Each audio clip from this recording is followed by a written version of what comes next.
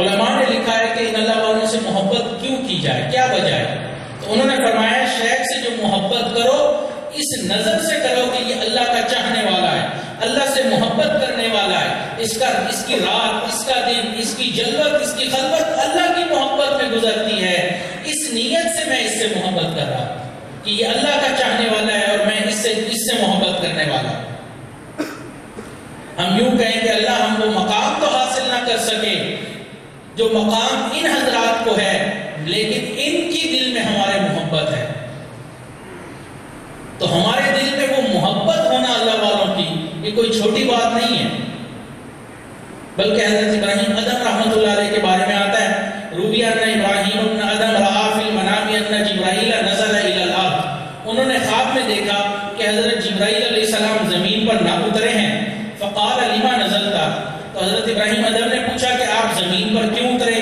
قال لأکتب المحبین، تو فرشتے نے جواب دیا کہ میں جو اللہ سے محبت کرنے والے ہیں ان کے نام لکھ رہا ہوں۔ قال مثل من، ابراہیم ادم نے پوچھا مثال کیسے محبین؟ مثل مالک ابن دینار و ثابت البنانی و ایوب السختیانی، فرشتے نے کہا مالک ابن دینار، ثابت بنانی، ایوب سختیانی کی طرح کے لوگ۔